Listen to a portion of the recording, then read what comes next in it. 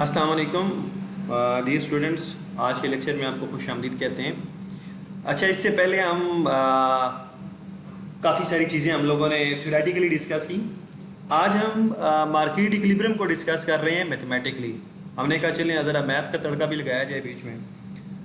Graph हमने काफ़ी खेला, तो आज हम ज़रा देखते हैं कि मैथ के मैथमेटिकल इकोनॉमिक्स के थ्रू हम कैसे प्राइस डिसाइड कर सकते हैं और मार्केट इक्विलिब्रियम कैसे होता है।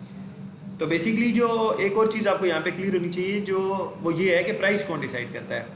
तो बेसिकली जो भी प्राइस होती है वो ना प्रोड्यूसर डिसाइड करता है ना कंज्यूमर डिसाइड करता है। प्राइस डिसाइड करती है मार्केट फोर्सेस, और मार्केट फोर्सेस हमारे पास दो हैं, डिमांड एंड सप्लाई, और इन्हीं को इनविजिबल हैंड्स भी कहते हैं। तो प्राइस डिमांड एंड सप्लाई की फोर्सेस डिसाइड करते हैं, इनके अलावा प्राइस और कोई डिसाइड नहीं करता। तो ये चीज़ आपको हमेशा क्लियर होनी चाहिए कि जो प्राइस है वो डिमांड एंड सप्लाई की फोर्स से डिसाइड करेंगी, या इन्हीं को इनविजिबल हैंड्स भी कहते हैं। अब हम पहले इसको मार्केट इक्विलिब्रियम को मैथमेटिकली डिस्कस करेंगे, फिर यही चीज़ सेम हम ग्राफिकली डिस्कस करेंगे कि ग्राफिकली मार्केट इक्विलिब्रियम कैसे होता है और कब होता है। तो उसके लिए जब हम मैथमेटिकल इक्विलिब्रियम में देखेंगे तो हमारे पास दो इक्वेशन, इक्विलिब्रियम जैसे पता है दो चीज़ों के दरमियान में होता है, तो हमारे पास दो इक्वेशन होनी चाहिए। तो इसके लिए एक इक्वेशन हमारे पास डिमांड की होगी और एक इक्वेशन सप्लाई की होगी। अब डिमांड वाली इक्वेशन में हमेशा प्राइस के साथ नेगेटिव साइन आएगा। वो इसलिए प्राइस के साथ नेगेटिव साइन आएगा क्योंकि डिमांड का प्राइस के साथ नेगेटिव रिलेशनशिप है।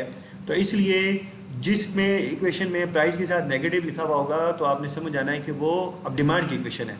हो सकता है बाज़ औक़ात आपको कुछ क्वेश्चन ऐसे दिए जाएँ जहाँ पर सिंपल क्यू लिखा होगा, यहाँ पर भी क्यू लिखा हुआ होगा, और आपने खुद डिसाइड करना होगा कि इसमें सप्लाई वाली इक्वेशन कौन सी है और डिमांड वाली इक्वेशन कौन सी है। तो जिस इक्वेशन में प्राइस के साथ नेगेटिव साइन होगा वो डिमांड की इक्वेशन है। क्यों? क्योंकि जब प्राइस बढ़ती है तो डिमांड कम होती है। प्राइस का डिमांड का इन्वर्स रिलेशनशिप है, इनडायरेक्ट रिलेशनशिप है, नेगेटिव रिलेशनशिप है, इसलिए उस नेगेटिव रिलेशनशिप की वजह से यहाँ पे नेगेटिव साइन आएगा। सप्लाई वाली इक्वेशन में प्राइस के साथ हमेशा पॉजिटिव साइन आएगा। क्यों? क्योंकि जब प्राइस बढ़ती है तो सप्लाई बढ़ती है, तो प्राइस कम होती है तो सप्लाई कम होती है, दोनों में पॉजिटिव रिलेशनशिप है, दोनों सेम डायरेक्शन में मूव करते हैं। इसलिए जिस भी इक्वेशन में प्राइस के साथ पॉजिटिव साइन आ रहा होगा वो आपके लिए सप्लाई वाली इक्वेशन होगी, जिसमें प्राइस के साथ नेगेटिव साइन आ रहा होगा वो आपके साथ डिमांड वाली इक्वेशन होगी। हाँ, ये जो 100 है ये डिमांड वाली इक्वेशन में, ये 100 और सप्लाई वाली इक्वेशन में ये 28, ये दोनों आपके पास इंटरसेप्ट हैं। तो चाहे ये इंटरसेप्ट के साथ साइन नेगेटिव का है पॉजिटिव का है, उससे हमारा कंसर्न नहीं है। हमारा मेजर कंसर्न होता है प्राइस के साथ कौन सा साइन आ रहा है। तो हमने ये जो P है इसके साथ कोफिशिएंट है, इसके साथ ये जो साइन है इसको देखना है। ये नेगेटिव है तो डिमांड की इक्वेशन है, पॉजिटिव है तो ये सप्लाई की इक्वेशन है। अब उसके बाद हमने जब ये डिसाइड कर लिया कि ये डिमांड है और ये सप्लाई है तो हम दोनों इक्वेशंस को इक्वेट करेंगे। QD equals to QS।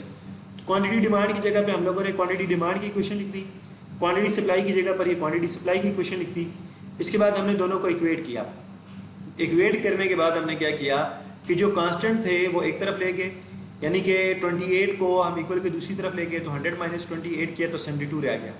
जो प्राइसेस वाले थे उन दोनों को एक तरफ ले गए, यानी कि ये 6P इधर आके प्लस हो गया, तो 6P प्लस 3P किया तो ये 9P हो गया। अब हमें चूंकि प्राइस चाहिए तो ये 9P के साथ मल्टीप्लाई हो रहा है, दूसरी तरफ जाके डिवाइड हो जाएगा। तो 72 डिवाइडेड बाई 9 किया तो ये 8 आ गया। ये हमारे पास इक्विलिब्रियम प्राइस आ गई। इक्विलिब्रियम प्राइस क्यों कह रहे हैं? क्योंकि ये डिमांड एंड सप्लाई दोनों को इक्वेट करके हमने फाइंड की है, इसलिए हम इसको इक्विलिब्रियम प्राइस कह रहे हैं।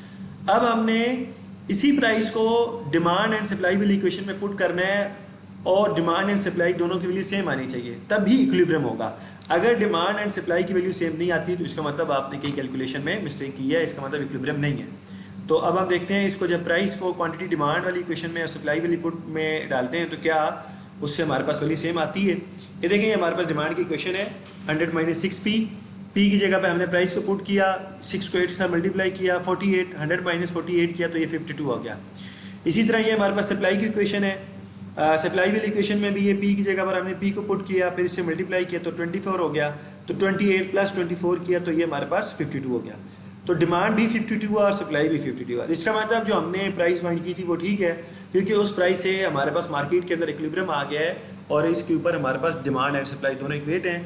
तो इस तरीके से आपके पास अगर कोई भी क्वेश्चन हो तो आप डिमांड एंड सप्लाई की इक्वेशन को इक्वेट करके आप अपना जो इक्विलिब्रियम प्राइस है, इक्विलिब्रियम क्वांटिटी है, वो आप फाइंड कर सकते हैं मैथमेटिकली।